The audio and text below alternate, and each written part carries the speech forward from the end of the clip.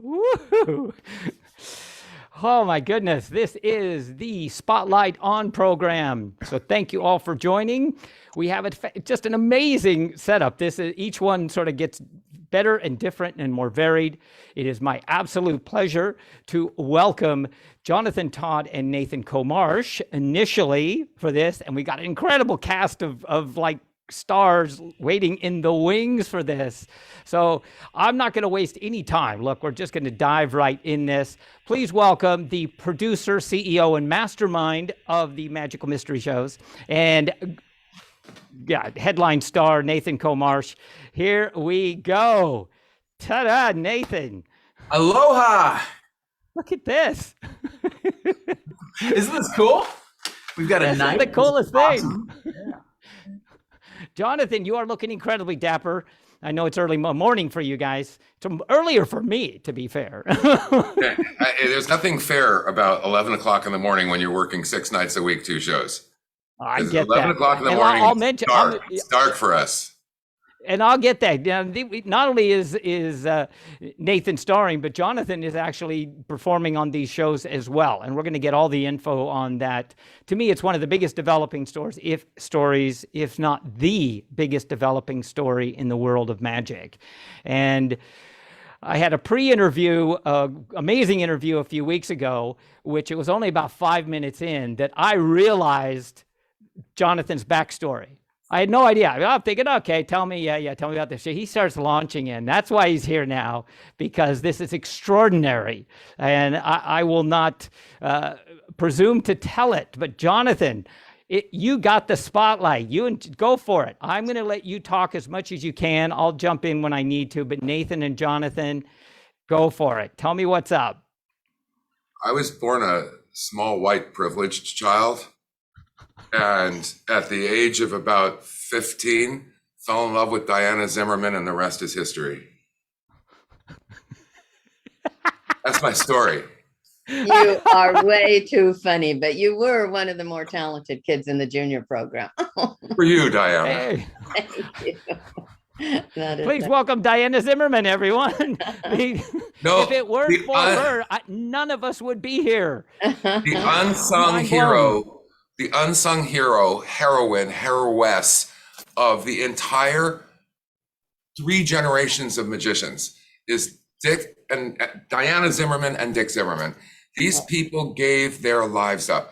Diana Zimmerman took me in a car because I couldn't get to a show once. She won't remember it, but we had to stop for gas. And she caught me staring at her and she said, "What are you looking at?"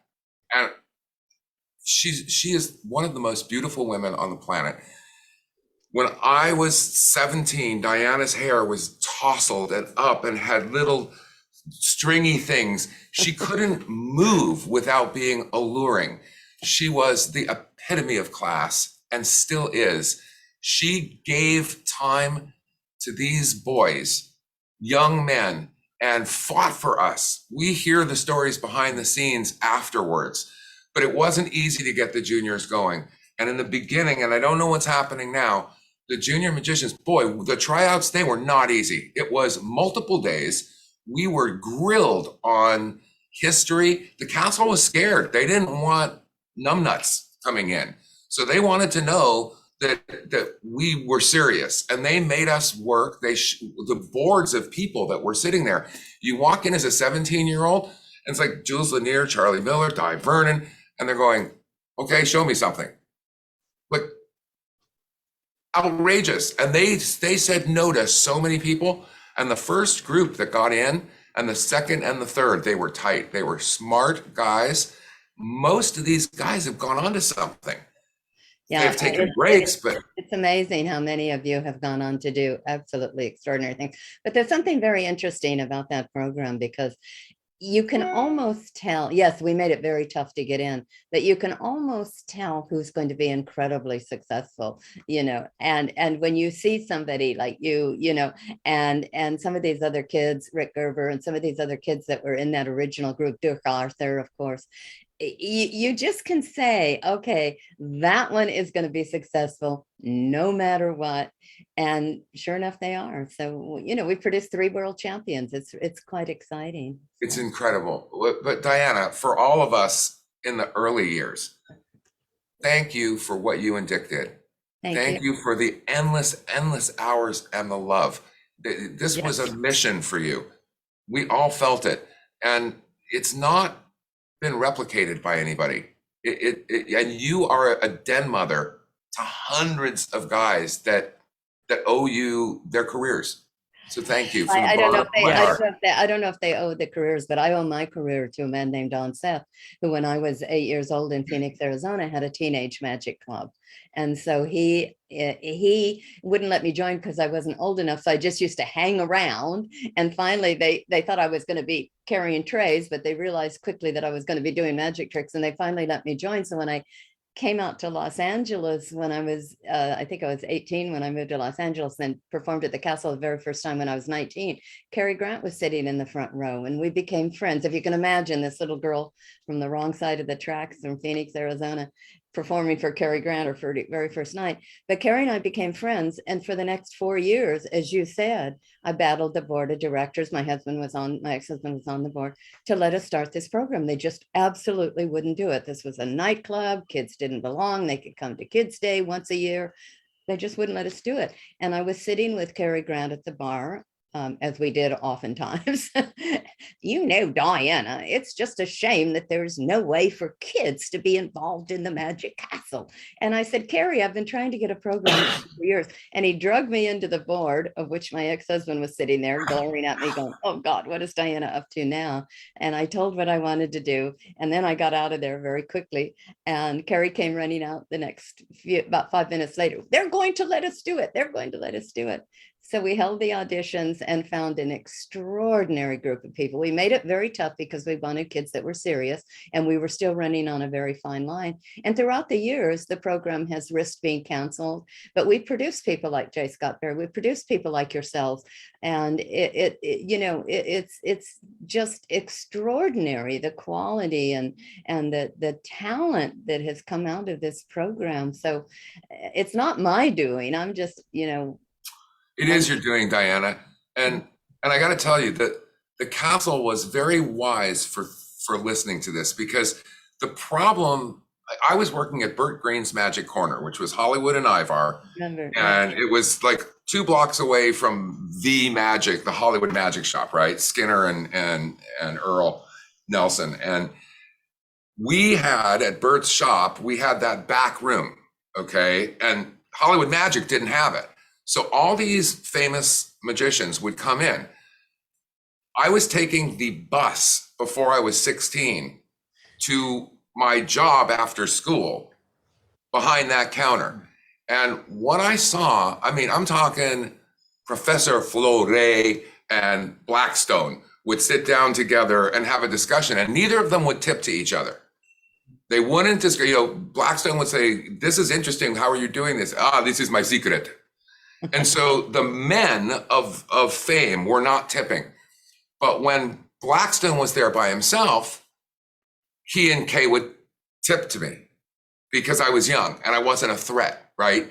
So the junior program took the threat out and validated a small group of kids where Peter Pitt and you name it, everybody who was everybody finally started bombing around us. Nick Lewin was one of those early people who is, Nick Lewin, the great Johnny Thompson. Yeah. Sit down.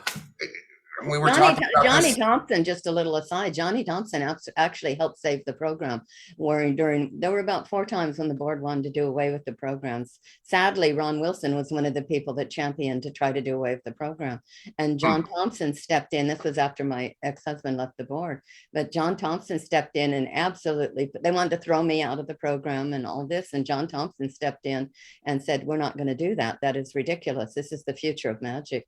So now, fortunately, because of people like you being so successful, we are very solid now. And we have, I don't know if you know, but Bob Doreen passed away, but we have 2 incredible former juniors running the program, David Doyle and Steve Barnes, and they have taken the program to, you've got to have them on your show one of these times, because they have taken the program to incredible new heights. And I'm so proud of them. It's like seeing my little baby go to college and then become a superstar. And Steve Barnes and Dave Doyle are just doing extraordinary things with the program. But the program would not be where it is if it weren't for people like J. Scott Berry, if it weren't for people like you, if it weren't for the people that went on. I mean, I might have given you the foundation, but I certainly didn't, I mean, you guys did it all. And I like honored that you even asked me to be here. So Diana, you can't do stuff even if you're good without tools and confidence.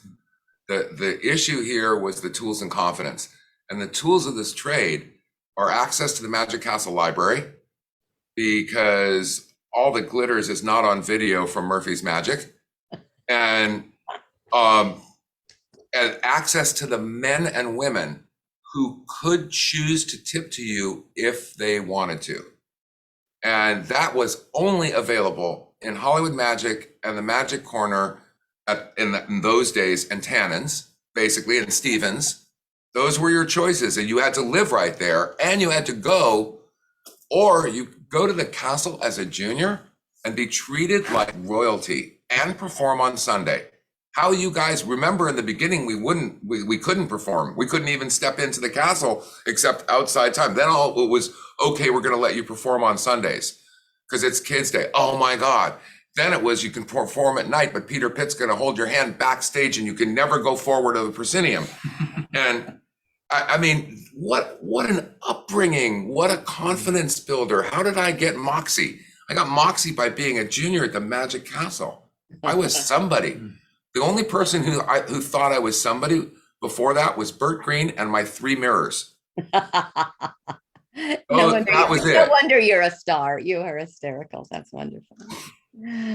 But let me get some other people in here. I'm dominating the conversation. No, well, I'm going to jump in. I'm going to get myself right in here. Yes. Now I'm going to second everything. Now I really appreciate there's the humility, I mean, that you're showing, but as the years go by and one sees not only the legacy of how the art has been always passed from one to another. And I recognize more and more how much of a debt of gratitude I owe to you, the juniors, Jules Lanier, Peter Pitt, all those, as you say, who fought for the junior members, who gave us this amazing platform to springboard off. I mean, Jonathan and I were saying before, without that, we would not be here. There would be no way to even predict a question. I mean, our lives would have taken a completely different path. And I think that not only goes for everyone who's coming in, but also all of those we've influenced. That's what you see when you see all of the lectures and all the things I've done, and now the ones looking up to me and going, wow, you inspired me so much. And you sort of go, wow, if we were to take you out of this timeline, thousands of magicians that would collapse like dominoes along in history. So that's an extraordinary achievement that, again, I just want to thank you from the bottom of my heart. Belatedly, indeed, we never realized it at the time. That's what the saddest thing is. And I got to say really heartfelt thanks to Peter before he left, and Jules Lanier. I got to know them later. Bob Dorian, unfortunately, I didn't. People pass before you realize it. Bill Larson was a real champion of this. I mean, I remember him. Again, as you said, there were others that weren't, but Bill Larson, and he passed surprisingly early. And I was just like, oh my gosh, it was like losing a father. And Irene Larson became a champion. Irene, yes. She was like a mother as well. Yeah, absolutely. Yeah. So, all right, I will let a few people join in. Now, if I'm correct, and now is it Rick who was the very first member? Rick was the very, very first. Rick Gerber, right? Yeah, we had auditions. Rick Gerber. Well, I just happened to be able to wave my magic wand. Oh, God. The very first number one. We had 200 kids audition. We took 50. And the very first name that all of us unanimously agreed on was a young kid named Ricky Gerber. Ricky. Yeah, Ricky. No, oh my gosh. Yeah, it's funny. You think back, And you know, a couple things. First of all, I fortunately I went and attended one of the junior meetings back in January, and Diana is still as instrumental today as she was back then. I mean, you know, it's just amazing. I mean, your devotion to this group, Diana, has it's never wavered. I mean, you have always been, you know, you have given it your all, and it's just so amazing to see, you know, all the people that have passed through there. But Yourself. Jonathan, yeah, that's and what an exciting time. By the way, Jonathan, I have a hello to you from Leo Rossi. He said to say hello. Oh, really? That's funny. So, but Say but hi yeah, back. Dude, you don't look any different. You look like the same as when I met you. well, you know, I tell everybody that it's lack of stress. You know, I Teach think, me. you know, it's funny. You look at most magicians, a lot of magicians have not really aged. And I think, you know, we get to do what we love, and every day you get up and you just, you know, you get to have fun with what we do. And we've been fortunate enough to be able to make a good living doing what we do. And yeah, you know, but I don't know, Rick. I'm 28 and I look horrid. Oh, come on, you're 20. You're 29 and you know it. All right. Rick, it's amazing to see you, man. I always say I just turned 27, which is actually 72, because that's how old I am. You cannot be 72, Diana. Yes, well, I hope I am. Wow. Okay, Amazing. I'm going to bring it while we're sort of bringing everyone in. I've got a handful of people who got some amazing. Oh my gosh, there's no particular one over the other. So I'm going to bring in number one. Now I've known Gregg Wilson. Gregg Wilson. I met him, like, obviously I knew of him before I moved down to Hollywood and worked at Hollywood Magic. But he came in. I remember him. He was one of, as all you know, he was one of the first junior members. A legacy. Again, I won't even begin to list his accomplishments. But please welcome to the spotlight. Here we are, the one and only Gregg Wilson. Yes. yeah. Howdy. Oh man, great to see you, Gregg. I'm going to let you chat. I'll drop out of here because I'm going to sort of let this conversation go, and then I'll bring people in as we sort of just continue this. All right. Sounds good. Wow. Well, again, Diana, as everybody said, you've been instrumental in so much of magic, and not only helping the junior men, but the women too, in achieving great success. That's my proudest thing, is that I've inspired so many women to get into magic. When I was performing, there were like 3. Now we've got over 150 incredible women. And Connie Boyd has done an extraordinary job. She's someone you should have on the show. Connie Boyd has done an extraordinary job of doing that. But thank you for mentioning that, Greg, because you're one of my heroes too. Well, I shared the stage with Connie Boyd at one of the It's Magics, and actually she was kind enough to help out in the grand finale illusion where I reproduced the whole cast of the show. So to be hiding a box together. That's funny. That's Yeah. Now, Greg is an astounding performer and grew up in the business, and historian, and just one of the nicest people you'll ever work with. He's done a couple shows for me, and just so great to work with, and such a wonderful performer. So I cannot say enough good things about Gregg Wilson. And of course, Nani, you know, and we lost Mark, but Nani is amazing. My heroes.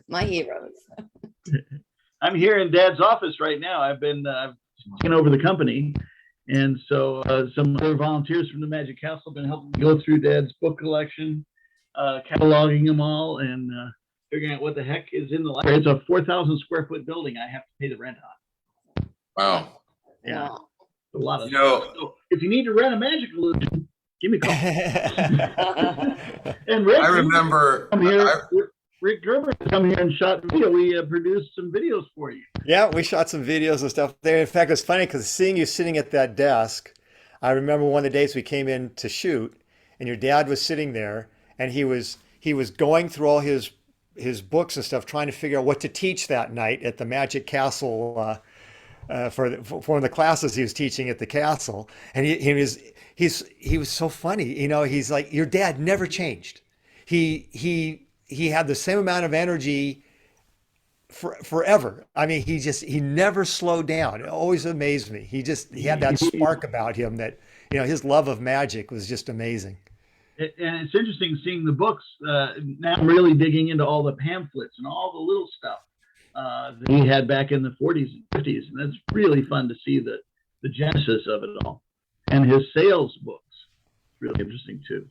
Gregg, what I remember being in the castle when Mark came in with the cardboard boxes of the Mark Wilson course with the black, and I had spent my life, I became a left-handed magician, which I find to be disarming because of the way people view you the other way around, because of the Amateur Magician's Handbook by Henry Hay. You had to hold it down.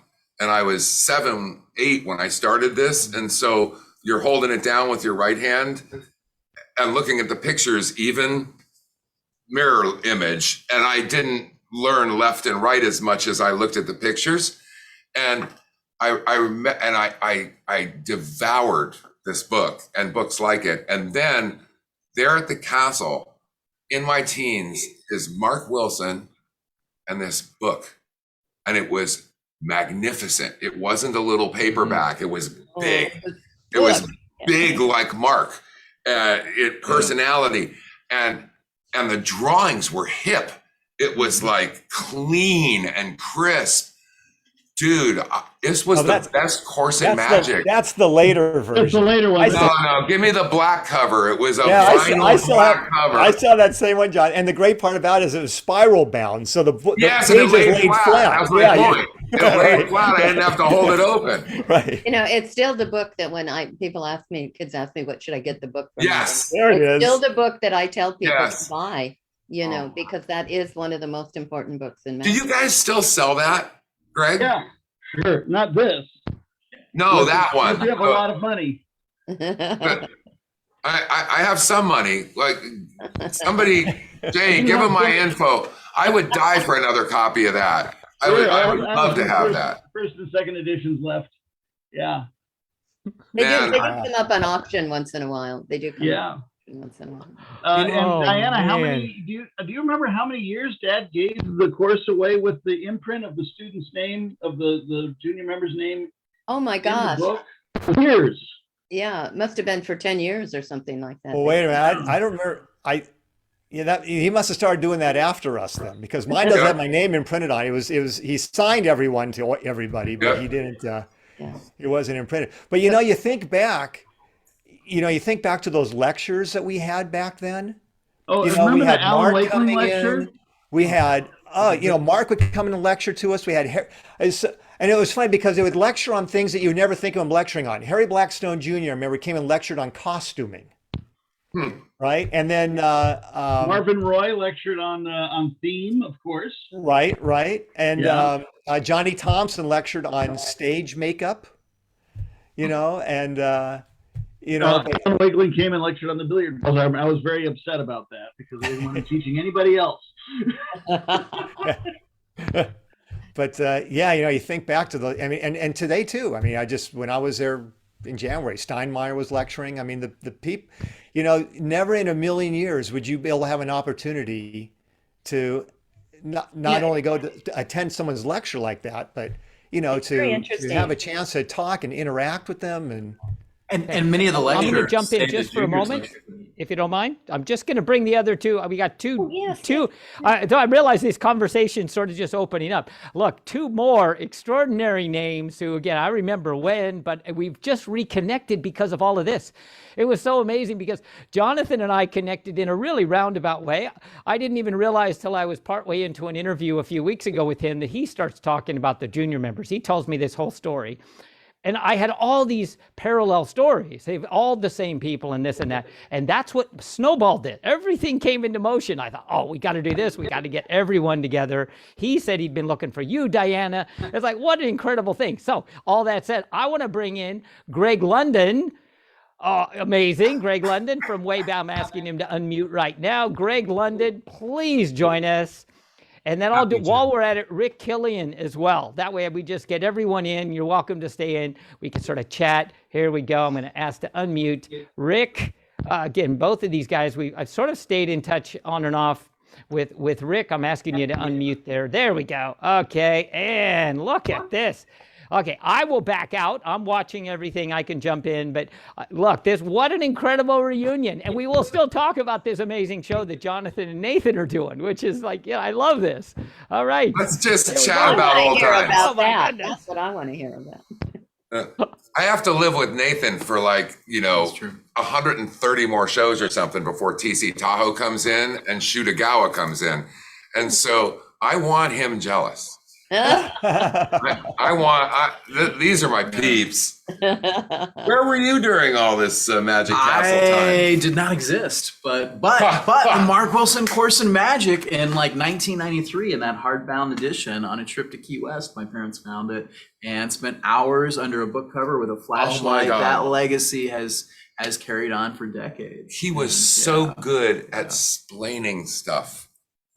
Yeah, Well- and to teach, at least he was teaching me to not be pompous and I know more than you kind of attitude of a magician. More the friendly, hey, let's have fun doing magic together. That was the big difference about that.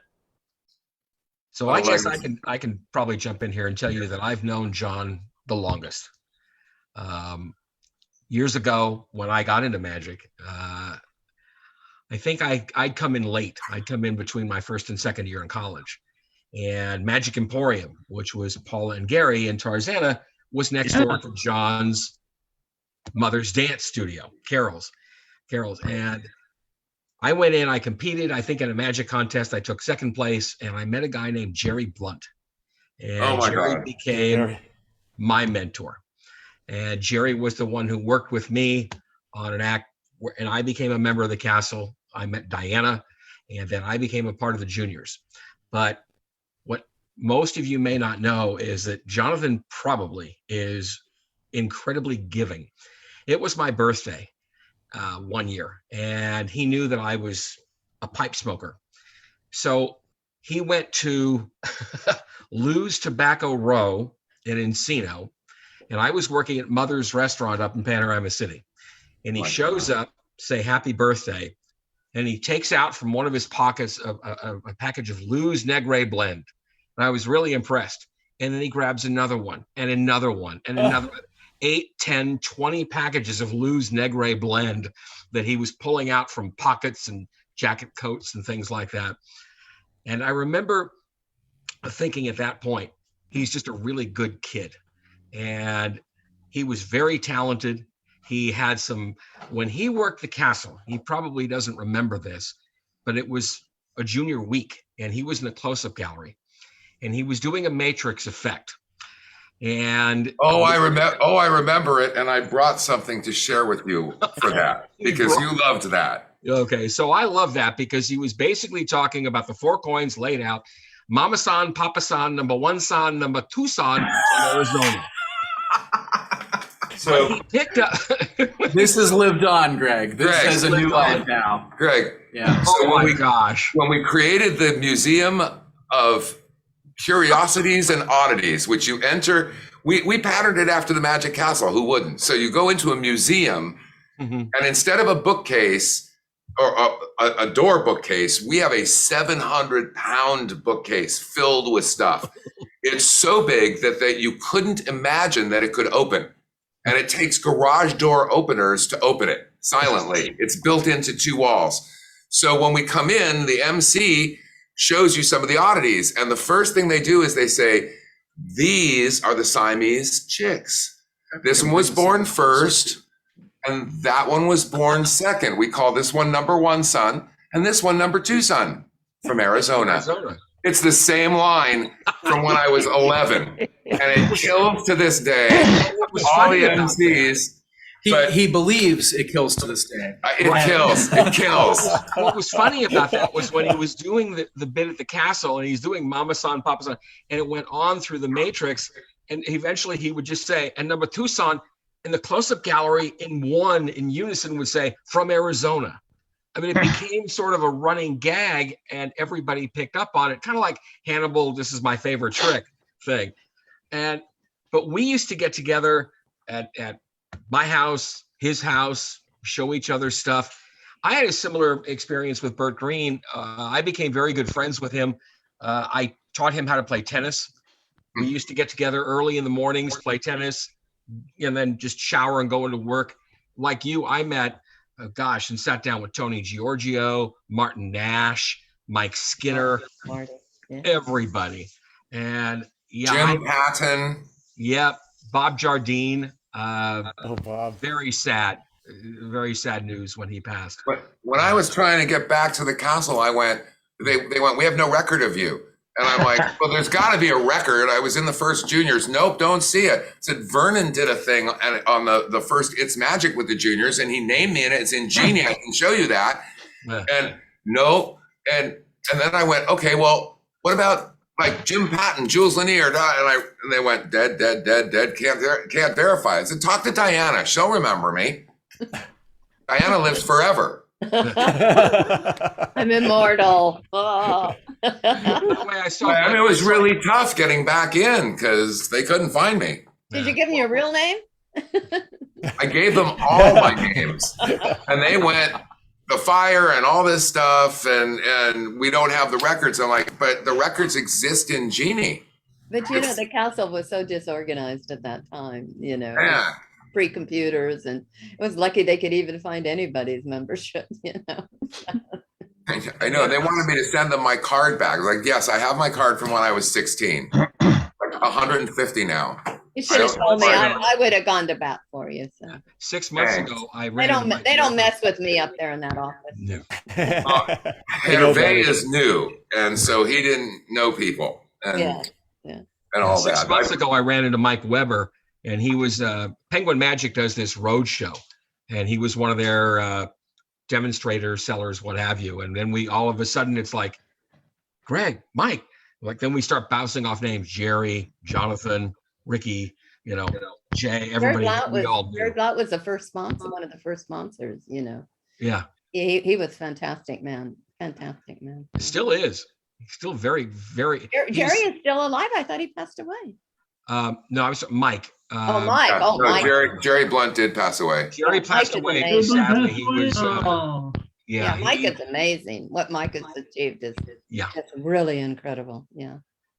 I remember him back when he was with the juniors and doing It's Magic, and he was thin as a rail.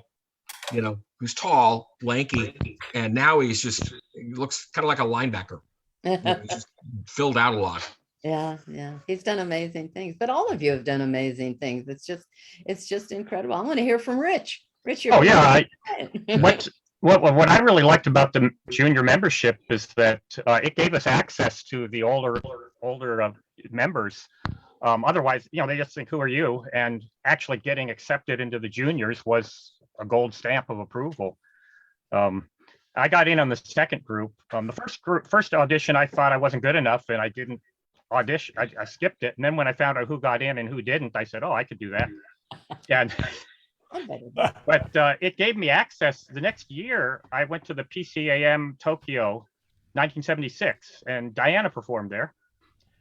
And the Japanese magicians, some of them didn't know what the castle was, but it gave me open access to them. Otherwise, they would have just thought I'm some little kid running around. And I have a picture of you, Diana, but I couldn't find it yet. There was a beautiful big display of flowers right outside the show area. And I think you had performed, and then after the show, you came up there and stole a flower.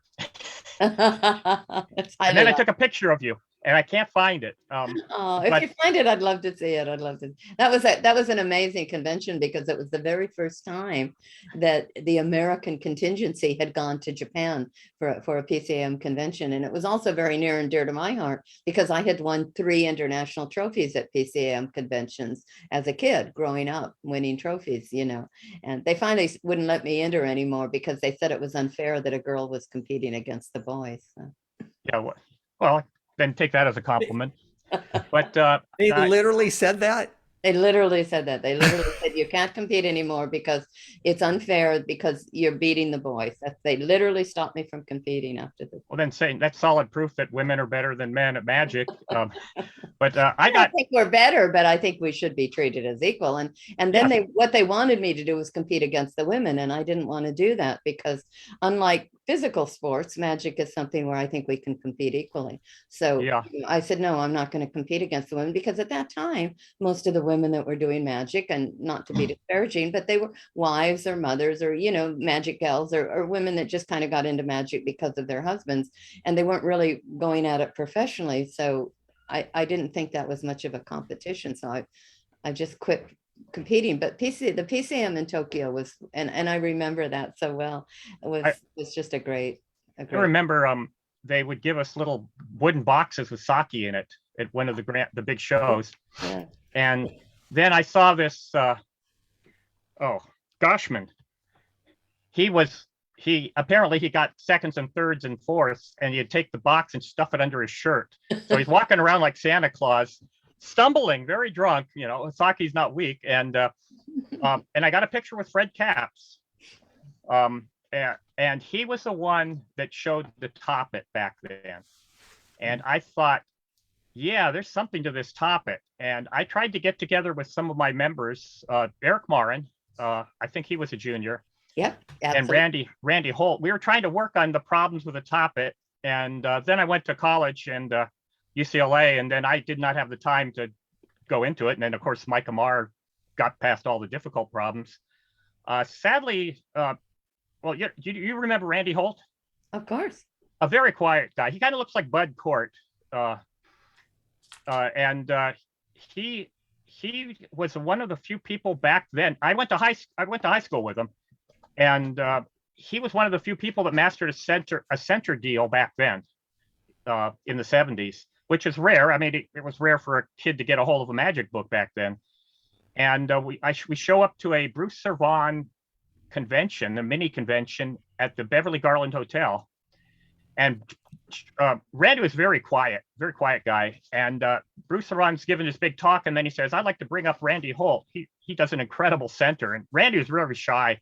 He was just incredible. But sadly, in his 40s, he died very quickly of cancer. And he was such a talent. He worked at a hospital dispensing medicine. So he said most of the time he's just sitting behind a desk waiting. And so he just practiced all his deals, and he became fantastic. But one of the I got access to Jules Lanier, and we ended up having, in between any school break, we would have a session. And I even tape recorded those sessions, but I've got to convert that to digital before it goes away. And then I became, another thing that opened up is a lot of Japanese magicians who I'm still in contact with, but Jerry Andrus, he and I got close. And the fact that you're a junior member means you're serious about magic. And we ended up talking on the phone every day for every Saturday for years. And he'd come to the castle twice a year. And my wife knew that she would not see me for a week and we'd go to the junkyards. He would collect. Also, I take him to all the surplus stores, military surplus stores, to pick up stuff for his haunted house. Every year, he even left the castle early because he wanted to get home in time to gimmick up his whatever, some weird thing for the kids. Once he drew up as an android, and so he would open up his jacket and you'd see all these gears moving and lights. And yeah, Jerry was open to any of the young members, and he was saying the young juniors or young magicians will outdo the greats of the old, and he encouraged it. And he even saw some people do better than what he did on certain of his effects, and he honestly complimented him. But Jerry was a strange guy. There's an understatement. I did a pilgrimage to his house up in Oregon. I was going up north to go to a cave convention. I used to cave, and went to his house, and he says, "Well, when we get in the kitchen, we'll do this." And I'm waiting for us to get in the kitchen. He says, "We are in the kitchen." And it looked like a garage. I mean, you see cables. It looked like a surplus store. Cables hanging down. He was really weird. And he said he wouldn't show me part of the house. He was just embarrassed. And he said if there's ever a quake, he will not survive it collapsing. But yeah, he had a clock that looked like a dartboard. It was 1 through 31, and the clock motor would move so slow that you'd get it each day. It would move like a calendar. And then he had clothespins on each number, and he put a Post-it note on the clothespin, so he knew on that date. And instead of having a calendar on the wall, he had this circular calendar on a motor. And when I was there, John Carney called, and Jerry just said, yes, of course. And then he hung up, and John Carney asked if he could perform his own a trizonal space warper on TV. And Jerry said, yeah, of course he can. And he said, he really wanted people to, up and coming people to do his stuff. But he was really strange. It turned out he was a lineman.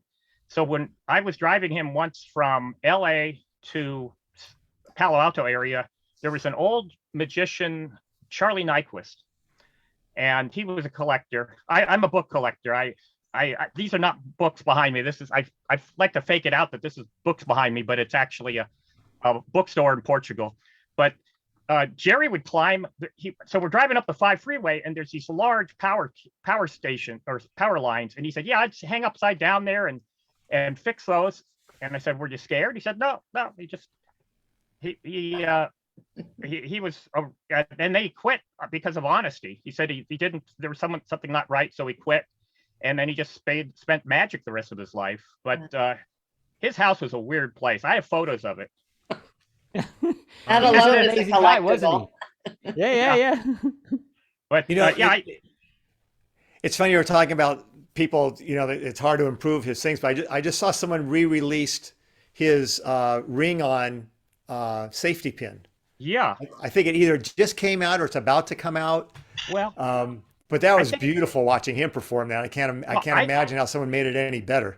Well, he did. I didn't think he did. He really published much about ring on. He did safety pins, but he didn't do ring on safety pins. I think that trick was inspired by him. Yeah, I have his pins, safety pin book that he autographed to me. Yeah. I have actually every edition that he has except one book. Is Andrew Steele to You In, 4 copies were accidentally put with a hardbound white, and the others were green. And so for some reason, the collectors thought that was a weird fluke, so they started paying high money for it. And the book dealers I know, they say they won't tell me who owns it. But Jerry thought that was ridiculous. He said, "Hey, it should sell for $10, just because of the color." But he was a strange guy, and we used to play pranks on him. You knew he was all into honesty, right? If he got a dime back in a phone machine, he'd mail it back to the phone company. But once he had a friend, he'd come down here for a week twice a year. So one of his friends with him, actually at the a few blocks away from the castle is a coffee shop everyone would go to. I forget what it was, but what someone did was they stole some silverware and put it in his pocket. And then the guy pulled the waitress aside and said, explained the whole situation. And so she gave him his tip, and he said, "And we're charging $5 extra for the silverware that you stole from us." And he turned 50 shades of red, and the whole table broke up, and they finally knew it was a prank. But his honesty was ridiculous. It was just ridiculous. And juniors would come and he would give the books. One junior couldn't afford it, and he just said, "I'll give you the books, and if you can ever afford it, pay me the check." But Jerry was a character, but then Jules Lanier was too. Absolutely. I've recorded some of his sessions, and I got to put that on digital. Jules was my dart partner down in what is now the Owl Bar. Oh, Yeah. He was good. I was he was a afraid. really good dart player, but yeah, he was such a funny guy. I loved his sense of humor. He had stories and jokes that just went on and on and on. Well, Rick when and he was Greg drunk. wait a minute. We gotta go backwards here. Yeah. Rick and Greg and Greg. There we go. Did I understand Rich to say that he didn't think he was good enough to try out for the juniors? Yeah. And then he watched us. And No, then he said, I just realized, I thought the same thing. Did I hear that? Yeah, and it's not. I didn't watch you. I just had the imposter syndrome. I was actually for 5 years. I was in the Explorer Post 1313E that met at the Hall of Fame. That's at the Savings and Loan down the block from the castle. Have you been to that? The SAM Hall of Fame. And that's at the home savings building, right? Yeah, it's home savings. That's it. The one that's gone now because of asbestos. And I actually performed there like every month. And yeah, they had a transformer blow up and they closed it down. But the thing is, the people in my club, some got in, some didn't, and I compared myself to those guys, and I realized that I was kind of like in between their skill, so I'll give it a try. So that was when they were auditioning. They were going to pick 5 people, and there were 60 people there, and I said, man, those are lousy odds. And then they said, then I guess Diana and the people, they interviewed us after our performances and said, we have to pick 6 because you guys, we can't decide between 5 out of you 6. But no, I compared it to the guys in my club that got in and those that didn't get in. And I hadn't seen you. Actually, Jonathan, I may have been to a weird show with you. Maybe. The first. Well, no, it was a strange thing. I showed up to this auditorium, and then I see a junior with a suitcase and another junior, and there were like a half a dozen of us. And I said, what's going on here? And it turned out whatever this organization was, they had 6 different guys thought they were in charge of entertainment. Said they had all of us there. Were you at that one? You might have been, but so we told, they wanted to kick some of us off. I said, nope, all 6 of us you hired, you got to pay us. And so we each did like 10 minutes of a show and left each. it was just crazy. Where was the show? Where was it? I think it was a scout show somewhere in Woodland Hills. But it's just funny. I walked in and I think I know that guy. I know that guy, and here we are, a half a dozen juniors. Rich, I did 1,200 of those shows. What? I did 1,200 of those shows. Yeah. But who's counting? What I did was I honestly wanted to get my college degree as something to fall on, and then I decided I'm going to try cruise ships when I graduate. But in the meantime, I got summer jobs at JPL, and then I got an offer from NASA JPL to do robotics, and I couldn't turn that down. And so I got out of magic, but I was kind of getting tired of magic. I mean, cruise ships are way more fun. Yeah. Well, they're not good on your waistline, though. Actually, I happen to think working at JPL is incredible. That's cool. That's another kind of magic. Oh, yeah, it was a rarefied atmosphere. Yeah. And all right, I'm going to jump in. And play just host for a second. I'm going to bring us back to present. I love this. This is great. And then I want to just talk a little bit about this current project that Jonathan and Nathan are doing to fill you in on that.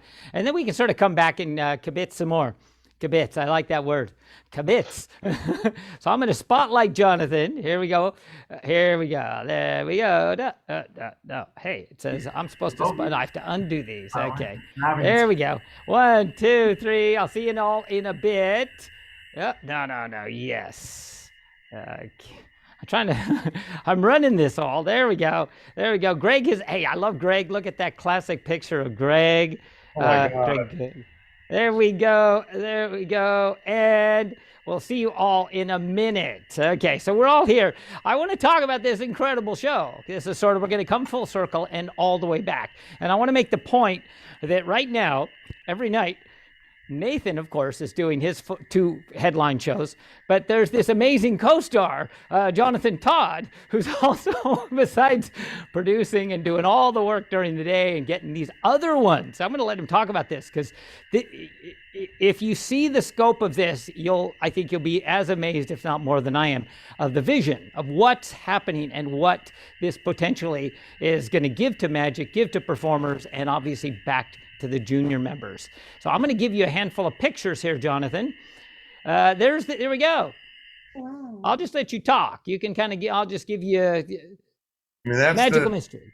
That's the poster. I went through like 50 artists asking to give me the old world look and feel without making the magician the center spot, because what we really do is we're Cirque du Soleil. You don't go for Acme the performer, you go for Cirque du Soleil, and whoever is performing is going to be the best in the world, and that's how we're pitching it. So the no-name magician is the moniker, it's the theme, and so is that Victorian view of a semi-parlor haunted mansion, blah blah.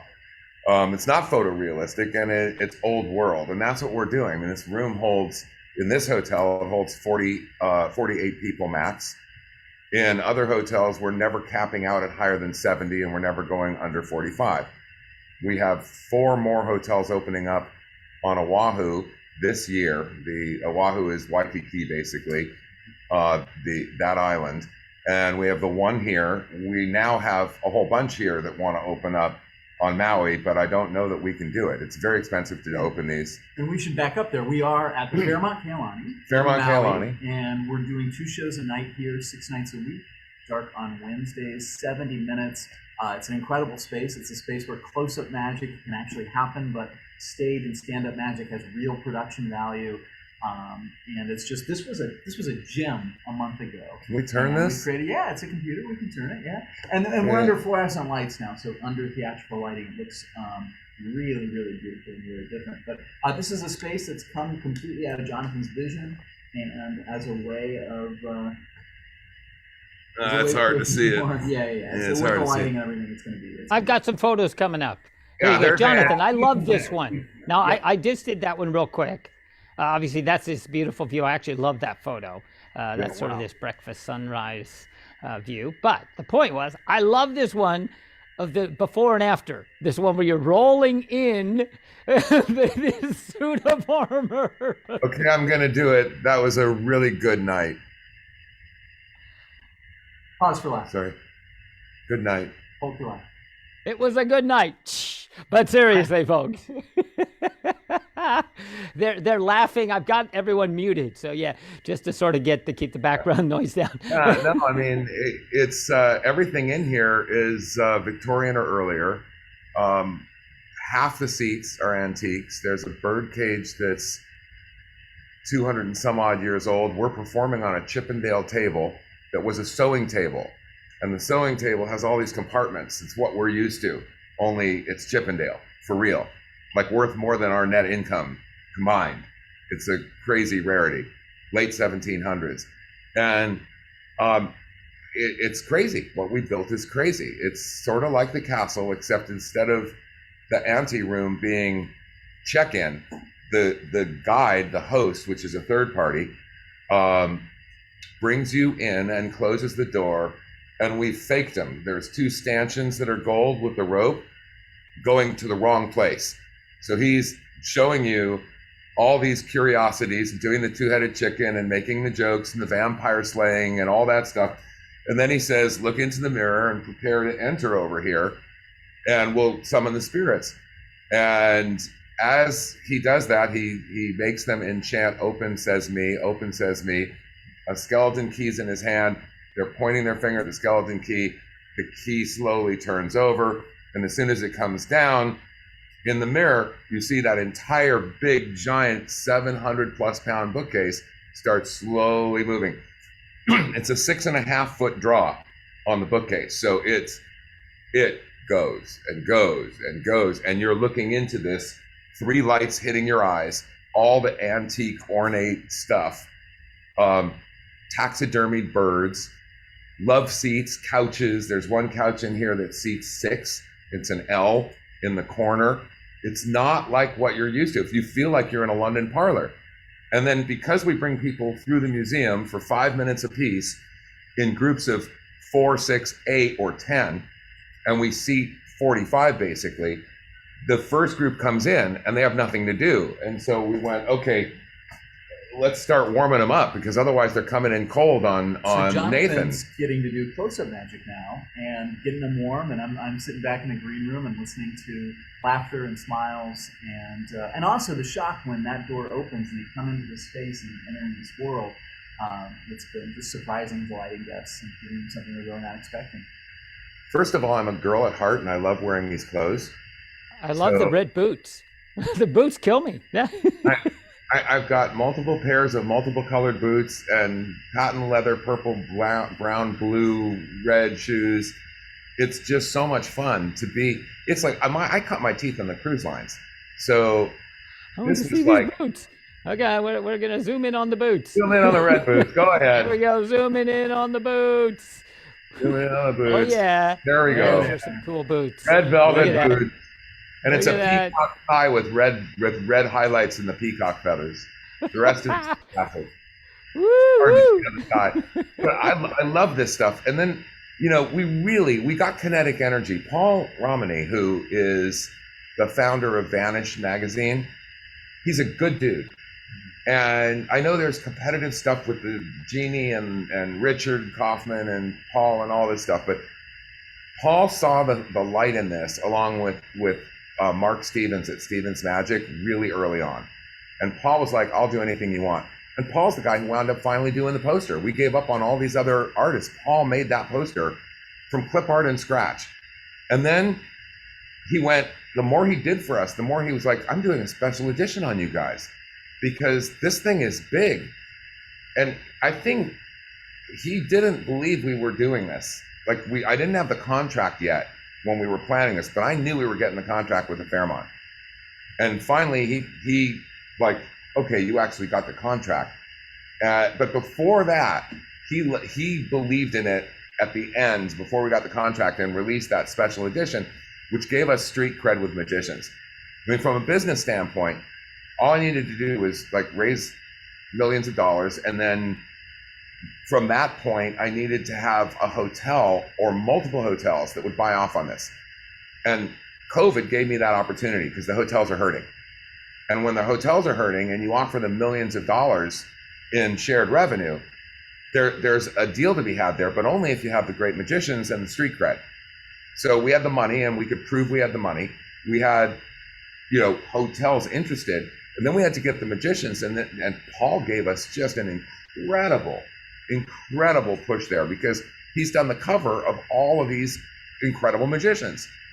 And Paul was like, you got to see Nathan Coe Marsh. Got to talk to this guy. And we actually did a Zoom call with you. Yeah. Because the first one is everything. If we had tanked, if we had had a problem with this magician, it's too personal. Then, and I didn't know Nathan. And I'm like, well, okay, what about TC Tahoe or some of these other guys? Yeah, but they don't fit the schedule. And I think Nathan's right for you. Like, we get on the phone with Nathan, and the day before we got on the phone with Nathan, Jeannie came out with a review of Eugene Berger's final book. And I read this, and it was so well written by Nathan. Nathan was the author. And this is like a serious thing, Berger's work, and posthumously. And I'm reading this going, if I got to hang for 12 weeks with somebody, day in and day out, I want to hang with a guy that writes like that thinks like that. And we got on the phone, and he was so affable and so giving. And I just went, okay, I get it. This guy, it doesn't matter what tricks he does. This guy is going to bring the house down. When it's small like this, they're going to eat him up. I am telling you, look at the faces in these pictures. I've been shooting magic video and stills for decades. The amount of bang that Nathan Coe Marsh pulls out of a small audience is unparalleled. This guy really can work them. We had a glitch with the ticket system, and we wound up with 2 couples a few nights ago. The whole show had 4 people in it. And I look at Nathan like, what do you want to do, buddy? Do the show. Do the show. The show is not a little show. It's 70 minutes, 70 close-up minutes. He got them by the cojones from minute 1 and never lets go. Every night is a standing ovation. Every night is a form of a magic moment. And these people, if you go to the Facebook site, we started putting up people emoting, like videos of these people. And it's not normal to have this kind of reaction in small rooms. You don't get I'm on stage, I'm the big magician. You got to be their buddy, and you got to blow them away, and you can't miss for 70 minutes with one personality. Love you. What you've done for our reputation and for the kickoff here couldn't have been done by anybody else I know. And the Magical Mystery Show is the Facebook page. So I'll put the link up. Mystery Show Global. Yes, exactly. Yes, it's actually. Time my father's called me. My 91-year-old father has called me 3 times. He never calls me. So I'm starting to get worried. Yeah, why don't you talk to Nathan for a second? This is live and Okay, life happens. I cool. love Let's have a that. chat. Good. That's perfect. I'd love to talk with Nathan. Good. See, go take the call. Absolutely, Nathan, dude. Yeah. Now, we started this conversation. We had this amazing discussion that we just put up. I finally edited. I went into what I thought was going to be a 5-minute interview with Nathan, like the night before opening night. And right as we started, Curtis, Cam, and Jonathan kind of came off. They came off the boom. They walked right down. And we ended up doing like a 40-minute interview. And that's where I realized Jonathan's backstory and got to know Nathan a bit more, the whole thing. And so it was this major editing job. I just put it up on Facebook. I put it up on, I think I shared it to the junior members group. So it's it sort of follows up everything we're talking about here. Very extensive backstory, nicely produced, lots of pictures, Jules Lanier, Diana, of course. We sure appreciate that, Jay, because I know you put a ton into that. So yeah, absolutely. That was a great, things have been great. It's been 2 weeks, I think, since we talked, and houses have been good. It's been a great, experience, the kind of place where you can really hone and polish and work on the little details, the little moments in a show, because you've got the same space and you're hitting them night after night, 2 70-minute shows back to back. So yeah, it's been great, and it's great getting the rich, because a lot of us had never heard of Jonathan Todd coming into here. A lot of the folks who were involved in the shows and the production, and so getting this rich backstory today of what's happened with you and the Castle Juniors group. And I know you guys were talking earlier about the impact as Castle Juniors of the lecturers. I know I hear from friends and colleagues who lecture for that group that it's their favorite lecture of the year, that they lecture around the world, and getting to share with the Castle Juniors is just a totally different experience for them, and it makes them leave feeling just really hopeful. When are you going to lecture for us? When would you like me to, Diana? Let's see what your schedule is. I don't know that. That'd be great. Diana, he is so good in his timing. His timing is like Thompsonian. It's the slow count 2, 3, 4. Look at the pigeon poop. He's priceless at this. He knows how to dwell and linger in this moment. And these people are nuts over this. And he hits them again and again and again. Technically, he's expert, but its delivery is beyond belief. And these two things together in this closed setting blow me away. That would be a great lecture for the kids. Wonderful for the juniors, because that'd be we tend to follow video now. It's the one thing that a lot of the kids don't, they're so used to watching videos and stuff that they don't actually, I'm working with a boy now, and we're really working on his timing, because they don't actually get that. I'll talk to Steve and then let me know your schedule, and let me get you down. But just the bigger point is what an incredible experience you guys are giving those kids, and the foundation. Like, I mean, I know it's anchoring what's been said before, but when you can present yourself well to a crowd, when you can think through things clearly, when you know how to really think through an act, like that's something that's going to benefit you, whether you're a JPL or whether you're traveling the world doing cruise ships, or then producing this massive entrepreneurial project that Jonathan's been doing. It just gives and gives and gives and gives, and something that's not gonna setting these kids up for to be the best version of themselves. Well, I'm working on a book called A Magical Thinking, one of many books I'm working on. But the whole point of the book is that use magic as your foundation, not your ceiling.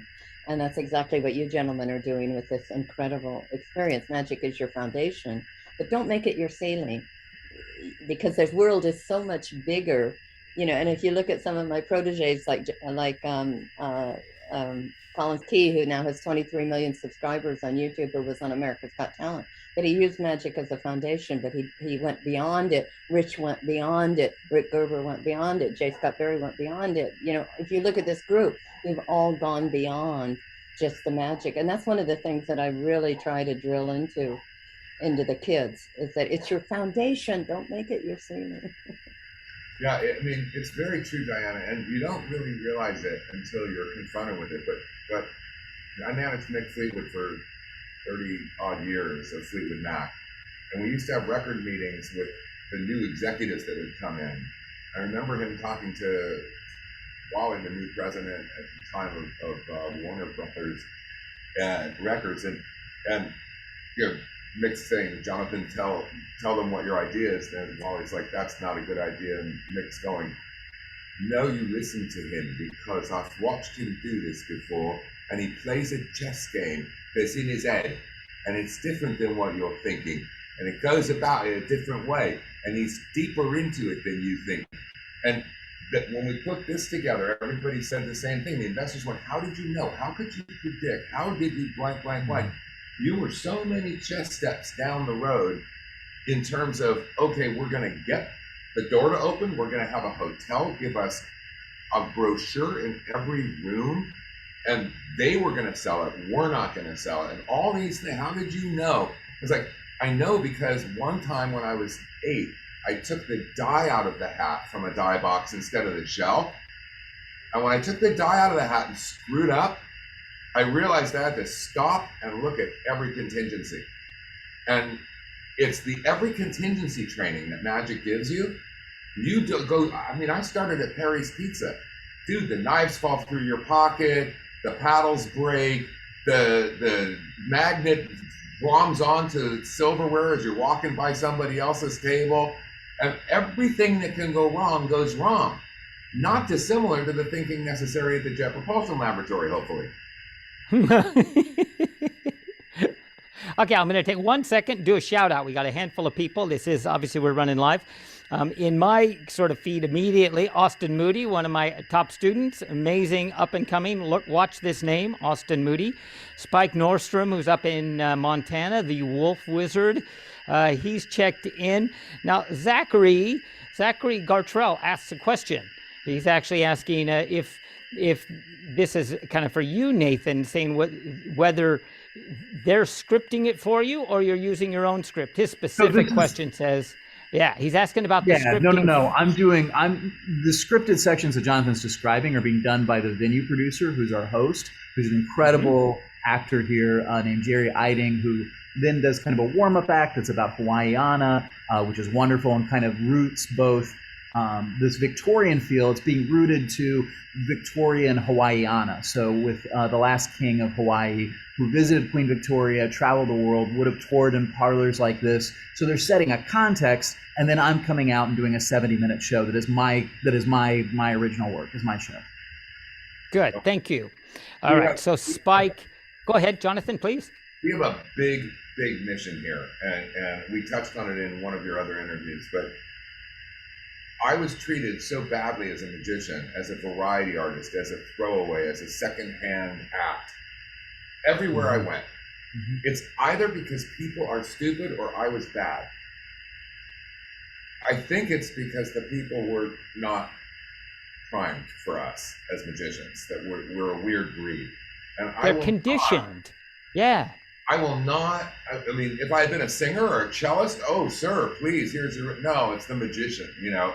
Yep. So Nathan is not told what to do. Nathan is told, I need 7 D minutes, and whatever you do is yours. Nathan came into a room that was stocked with food. Nathan came into a room stocked with everything from Vernet thumb tips and I mean, anything a magician could want, and all the new tricks from Murphy's and Stevens were on covering a whole bed. Decks of cards, card presses. We are taking care of the Magi at a level that is unprecedented because they freaking deserve it. Because I didn't get it, and I know as a producer what you need to be your best. What you need is to be honored properly, not shoved under the corner because you do tricks. And what that extends to is a great team as well that really understands us, that understands what we need to give the audience the best experience, and really, really cares and is there for you if between shows it's like, oh man, we need this thing, you know. So all the little details have been handled, and you really focus on doing the best work possible. So it's been a fantastic experience on that point. Now, one of the reasons I ended up in Europe for so long was exactly what you said, because at least there, to some degree, I was recognized as an artist, and I was on gala shows sometimes with the opera singer and the cellist, and we were considered, you know, we were all artists. But as you say, in the U.S. and other countries, you're sort of relegated to this sideshow. Oh, you're just the sideshow. You're just this second rate. And I agree. Again, so much of what you've said and what you've told me in the previous interview, Jonathan, I'm like, I'm on board. I want to get behind this. I want to help make it happen, which is really why I'm sharing this now. I said, we got to spread this story. You know, this is good for magic. It's good for giving back. We talked about giving back. You know, we've reached this stage, both of us in our lives and career, where we've lived 100 lifetimes or 10 lifetimes of experience. And now we're like, oh my gosh, the shoulders of the giants we stand on, the giants have passed on. And now we feel this great, we're compelled to give back. And we should add real quick the AMA tie-in of this show, which is that a portion of every ticket is going to the Magic Castle, the AMA's, specifically targeted to youth programs. Junior group, earmarked. Youth programs in the library, and then I've offered Hervé, the new GM, they have to buy the castle basically within 7 years, and their lease is up, and they're trying to raise that money. So that's what I do for a living, right? Is fund things and raise money. And I don't know that the castle was on the right path. The way to do this for the castle is advertising dollars. United Airlines needs to come in, and Bank of America, and not, you know, little things. And there's some very, very wealthy actors and participants for the castle that would fund lots of money. And there needs to be one of these with a diamond in it that is, you know, an owner of the castle, and it's $1 million contribution. And actually, Nathan, we're looking at that. There's some serious conversation going around about setting up a foundation so that we can bring in those dollars tax deductible and help us move this whole process forward with the castle. So and the good news is Rick Gerber's running for the board, so get your votes out there. So. we need people on our board, which we haven't always had, that are visionaries, and that people understand that there are people that are, just as you said, Jonathan, there are people that are members of the council that love the council that could raise 50 million like that. And this is, the money is not the problem. It's the mindset of many of the people, not to get too political here, that have in the past. Political, Diana. Tell them the truth. This is Gregg Wilson. I support Rick Gerber. Yay! That have defeated some of the dreams of some of us that have worked to preserve this amazing, incredible. I mean, you talk about the junior program. In reality, none of us would be here if it weren't for Bill and Irene Larson and the Magic Castle and what they gave, and Bill mortgaging his house every year to keep the castle open. It was a membership. You're right, Diana. It's the membership that kept the castle rolling. Yeah. Bill and all the love. And so for a while, you know, we haven't had people that had that kind of vision. Yeah. And I mean, I've spoken to board members who go, well, how would we raise $50 million? Well, that's nothing. That's nothing. And so, yes, I'm so honored and thrilled that the AMA will be part of this. And thank you, because I mean, I was married there, you know, I mean, I love that place. I was divorced somewhere else, but. When you get elected to the board, give me a call, because I've sent, I guess it's Ruby or Rose and Hervé some notes going, hey, I promised to help you with this. And I know they hired a guy to do it, but they're not doing what they need to be doing. No. And so, I don't think they definitely don't understand the process as of yet, but they will hopefully shortly. I'm happy to help with that, so that we can own our own castle finally after all these years. We should have already held that. Thank you, Nathan. Yeah. All right. I'm gonna say bye, everybody. I gotta jump back into bad. Great to see you, Greg. Magic Awesome. work. Love to you. Love to your mom. Love you. Awesome. All the best. Bye. Hey, Greg. Okay, I'm going to take just 1 second and finish up the shout outs. Austin Moody, of course, PJ Campagna from Houston, just an absolute lifelong lover of magic, beautiful woman. She's jumped in a few times. Eric DeCamps from New York City. He was on the Spotlight On program last week, just absolutely grand slammed it. So phenomenal grandmaster magician. Thank you, Eric. Another guy still performing, still the trajectory, you know, it's like Channing Pollock would always say, just don't lose the hunger, don't lose the drive, keep pushing, keep reaching. And Eric, to me, is one of the ones that's doing that. Let's see, Sharon Dale. Yep. Now, Sharon's one of my students from Trinidad. That's what's incredible about this time. You know, 2 years ago, I thought I was turned crisis into opportunity. Okay, all the shows disappeared for everyone. Great. And I thought, well, hold on, but we can do things we didn't do before.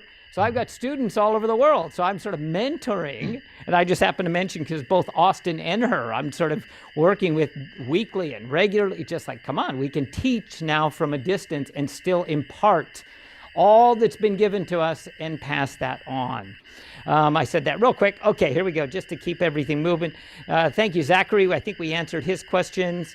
That looks like it for the moment. I just wanted to catch everyone's shout out. Thanks for watching. All right, let's keep this.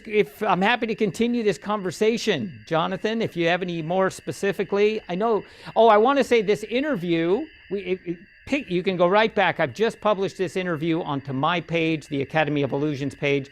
It got edited down. I edited it down to half an hour. Real nice. Again, I sort of really figured both Jonathan and I everyone realized we had this absolute piece of history. And we didn't just want to throw it up raw on Facebook. Okay, no. I went back and I spent about 20 hours just editing, fine-tuning, taking all the streams. Luckily, Nathan recorded on his end. Because, Zoom, sometimes you can... And I'm going, no, the recording, no. And I'm going, all right. Nathan had the clean video from his end. I kept going back to that. The audio, I'm tweaking and everything. But the point is, we ended up with a really just a great piece of history. And I'm just mostly sitting back. In terms of the interview, I just kind of let it roll. Curtis Cam is on that as well. So really, really worth a watch. Free to share. I mean, just grab it, share it, watch it. Everything we're doing, we're really just trying to give back to the art. So go ahead, Jonathan. No, we forgot about mentioning Curtis Cam because it's COVID, right? So I'm thinking, I've hired this master magician. What happens if he comes in, has 5 days to get ready, and comes down with COVID on the 5th day? And how do I open this thing? And while I love doing close-up, I'm not anywhere near doing a 70-minute master magician show anymore. And so it wasn't going to be me. And then it dawned on me that Curtis Cam is just in Oahu. And he and I have been talking about him being sort of like our den mother here to take care of the magicians a little bit on a high level. And I called Curtis and said, will you come here and we'll put you on for 10 minutes as an opener. And if he gets sick, you go 70 minutes. And I'll get you a suite at the Fairmont. The Fairmont, boys and girl, is the worst suite you can have is like $1,100 a day. Wow. And literally by the ice machine, no view. Small view of the ocean. And there are 2 rooms. Nothing in this hotel has less than 2 rooms. 2, 3, 4 room suites. The regular suites are $2,000 a day, and they move up to $3,000, $3,500 a day. So the people here are what they refer to as well-heeled clients. And so we bought Curtis a suite. Newsflash, we get a deal. Newsflash, the deal didn't feel like a deal when you were paying it. Doesn't matter if they give you 3/4 off of $3,000. It's still an expensive hotel room, but we put him up in style, and he did such a good job. He did absolutely incredible work. Curtis Cam is sitting in this little room that we built out of our brains, like from nothing to something, and then he's doing the raindrop coin thing with the silver turning into raindrops and then dropping into the rainwater. And we put up an electronic cloud, which has caused much confusion and disarray because it certainly isn't Victorian. And we had thunder and lightning go through this 4-foot cloud and then turned it into sunset colors when he talked about sunset. And then it slowly faded off as it dropped back into, it was really artful. And then he went with a puka stick. And puka is whole in Hawaiian. And he turned Hawaiian and pidgin on this audience.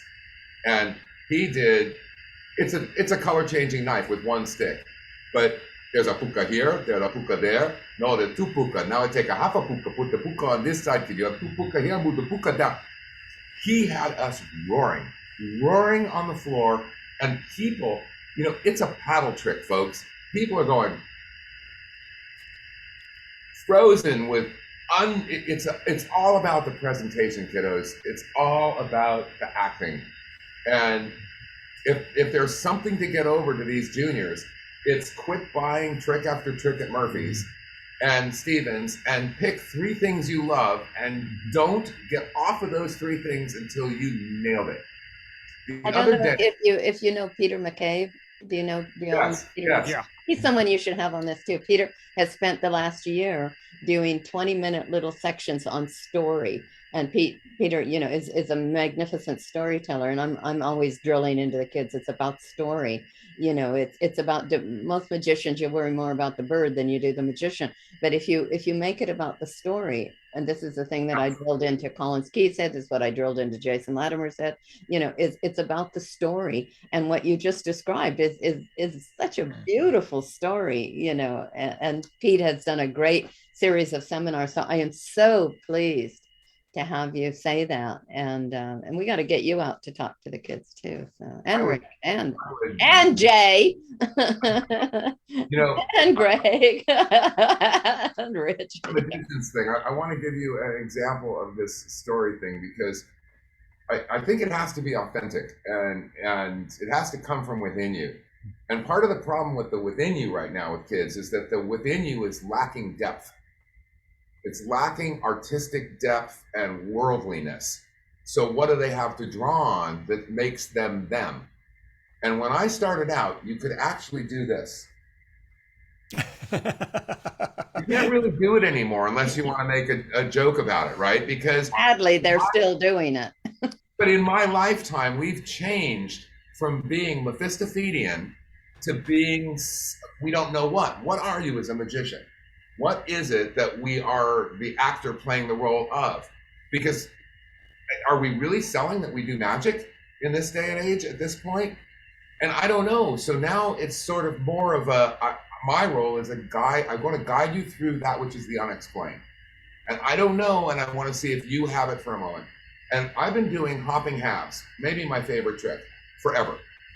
And the other day, I had a quiver. I needed to put the halves in something because I didn't have a vest. And I had a quiver wallet with me, the AB wallet. The quiver wallet is one of my favorite gizmos. I just freaking love it. And I've been using it as, can I borrow your ring for a second? And I change it, I need a diamond ring and I change it into a very simple, gold ring that I give back to them. It's a little teeny piece of wire and I thank them. And I keep their ring for a while until it winds up in a wallet somewhere later.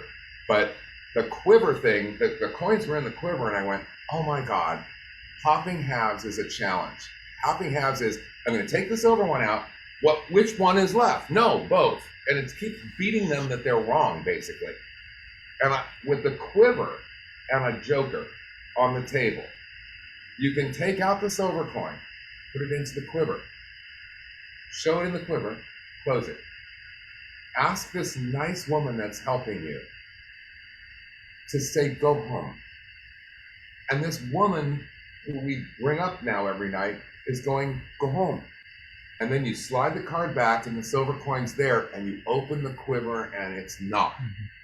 And you do it again and again and again, putting it into the group coin and then showing the empty thing. And this turns hopping halves.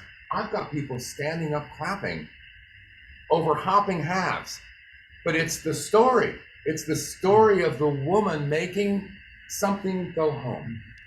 And it touches hearts. Everything Nathan does, he has a piece in his show that's a prediction of the number that comes out on their calculators is the day, the date, and the time. But it comes out as 2/22, 9/57, and they don't realize it. And then he says, what month is it? Is February? Is that the second month? And he draws the line on the first two. Is today the 22nd of February? He draws the line. And then you're left with 9/14. And nobody knows what's coming. He says, does anybody have the exact time right now? 9/4. And then you hear this audience go, the gasp of 9/4. And he ends it, he starts it with Momento Mágico. that there is this artist who had said that every day there's a magic moment. It's a trick, guys, but it's so beautiful. The magic moment is when? It's now. We have to live in the magic moment. And there's dead silence. It's about the story, Diana. It's about the story, presenting the story, and magic is only the current underneath the waves. The waves are built in their mind.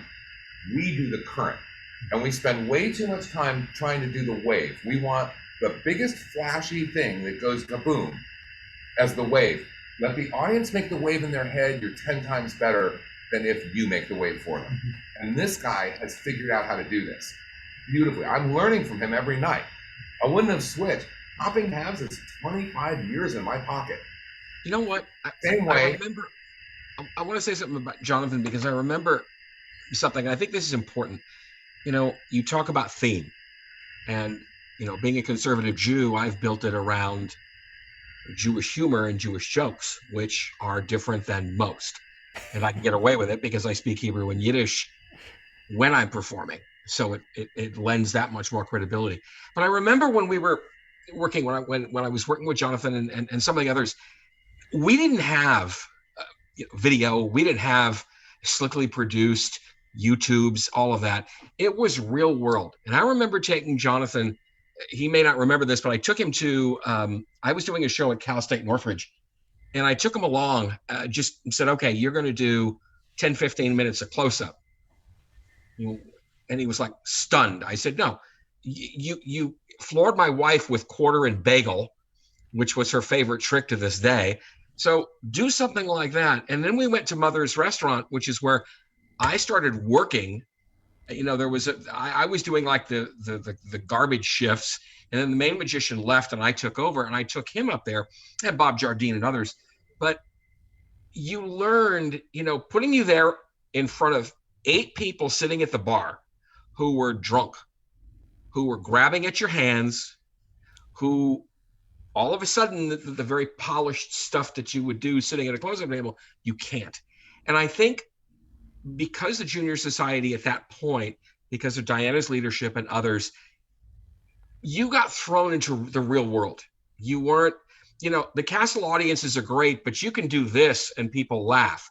It's not that way there. And so I think that was one of the gifts of that time frame, because you all got thrown out. Literally, it's like, okay, you're going to work in an audience, like you were saying, that may or may not, they don't know what you do. Are you a magician? Are you an actor? Are you like Harry Anderson? Are you a comedy magician? Are you what have you?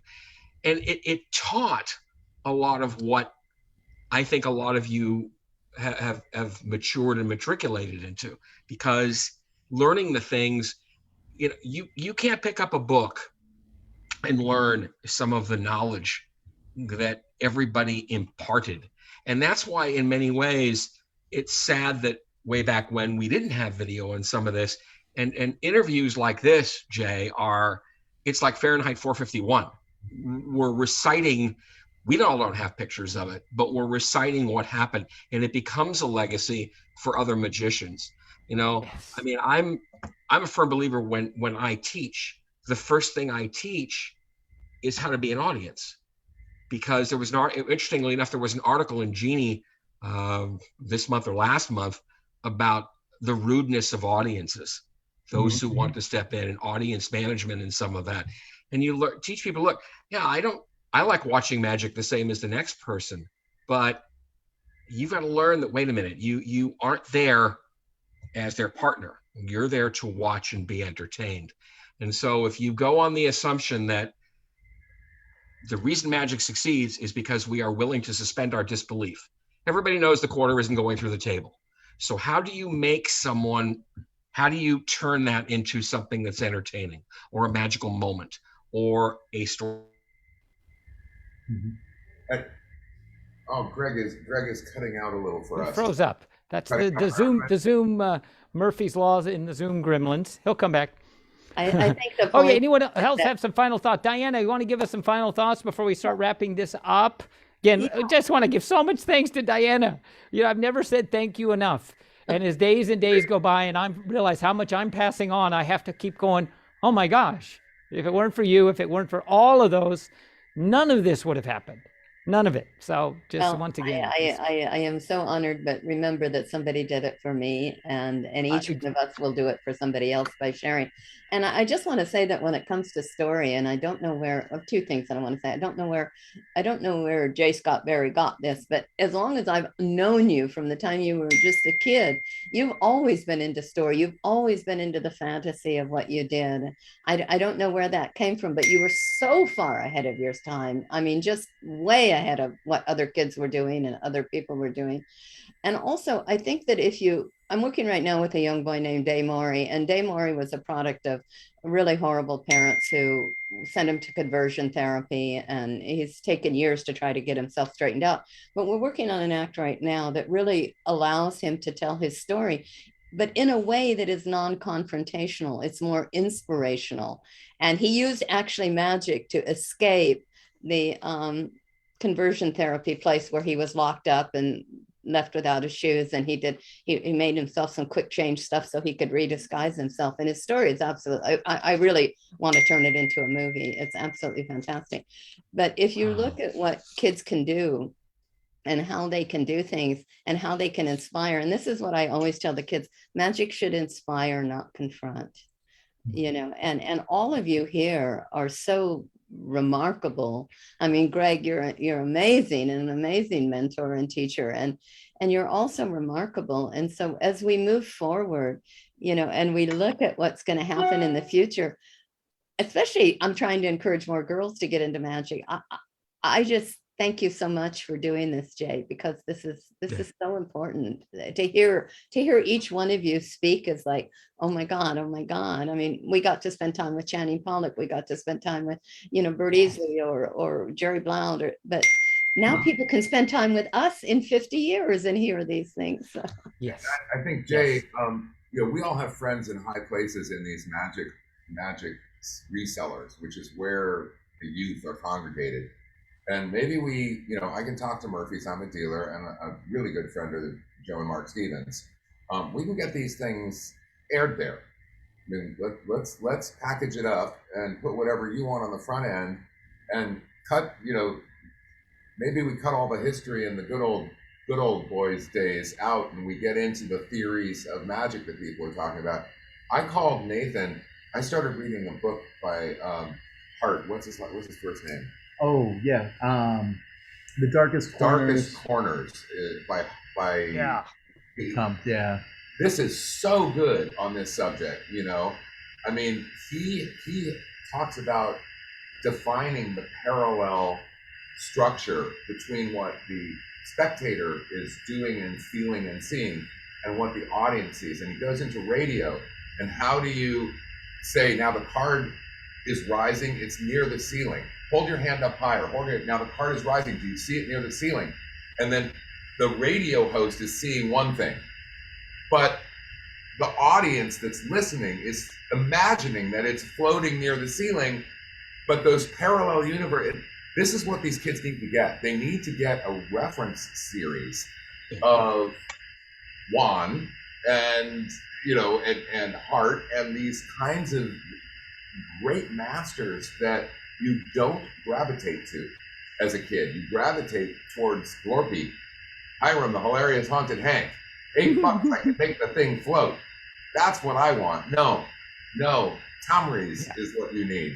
Well, we are working with Southern California University on creating an MIT style lab. We're bringing in people from all different aspects of show business to and including magic, to impart magical thinking in their training, because people are just not taught to think this way, and they're not taught to think that way. And so I'm working with a friend of mine. In fact, he was the co-author with me on the Siegfried and Roy books, and we're developing a lab. And so there'll be people like J.J. Abrams there. There'll be people like, magic people there, but people who think in a different way, because that's what's missing in today's world. And it's not just true in magic, it's true in everything. Everything is so spoon-fed to us. And I don't mean to get off on a subject or a tangent. No, I am immensely passionate about this changing the way people think in general. So I call it the magic mindset. And it's Jonathan's touching on it. You're touching on it. Everyone's touching on it. That there's a different way of thinking as magicians. And we learned this really young. I love Jonathan's point about the die box. He said that in the interview the other day. And I went, oh, yes. Because it forces us to think and think ahead. And I always tell people, like, look, I'm like a chess player. I'm thinking 6, 8, 10 moves ahead. I'm planning what if. And it's not just a direct. You go, if this happens, then what? If this happened. And that's not just a magic skill. That's a life skill. We're constantly in this state of, analyzing, and Nathan was kind of catching the same point. So I'm going to encourage all of you to have a look at that interview. Again, real nicely produced. It's up on my page. I'll drop it onto the junior alumni page. I'll share it with anyone. Again, free. We're giving back. This is all, our gift back. I will wind this up just to so we're going to slowly end with the idea this, hopefully the first of many. I just love how, again, this series of how this has come about, these serendipity events of how this has happened, it's extraordinary. And here we are, just to say, well, it was a combination with two wizards, Jonathan and myself, that somehow it's incredible. And boom, and it was like, what? Oh, all right, we got to do something. Hey, thank you for putting together all of these friends and Diana. I mean, I don't know when we have all seen each other like this. It's 40 years, guys and gal. Yeah. It's crazy. And so I've talked with some of you, but it's all text or Magic Cafe or what. This is beautiful. And I don't know. Yeah, there is a money play here. We probably could get rich if we packaged this thinking of magic and sold it to corporate executives, because that's the group that needs to learn this. And we're uniquely qualified to do it. And there might be something here for us all to come around on, whether it's college. Well, I think, and that's what we're intending for the lab, the MIT style lab at UCLA. So I would like to openly invite all of you to participate in that when we get that launched. And anything that we can COVID has left us a little behind in our scheduling. It was supposed to launch this spring, but we're a little behind. But this is exactly who my book is being targeted to as well. So. Diana, if there's anything I can do to help with that, I love that idea. And I just want to say real briefly, I know you're wrapping up, but the one thing I've been able to impart on my children, and none of them became magicians, but they're all successful in life, and they grew up watching an idea that had been jotted down maybe on a napkin or just discussed with some friends at a table, and seeing that whole process of building and creating and realizing that you can take these impossible ideas and make them into something and turn them into reality. And as I watch them now in their 30s, they still think that same way. They can create things in their minds, whether it's in business or whether it's in law or whatever that my kids are doing. They still think that same way, that anything is possible. And you're so on target, Diana, with imparting this way of thinking.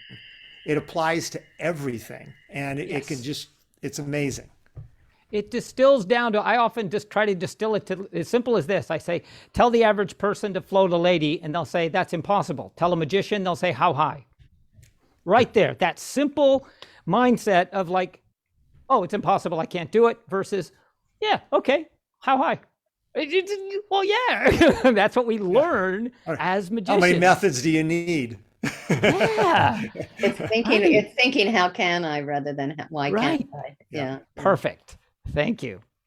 Okay, I will. Any final questions? Rich, you sort of you have any final thoughts before we wrap this up? I don't want to shut anyone down here, please. Oh, no.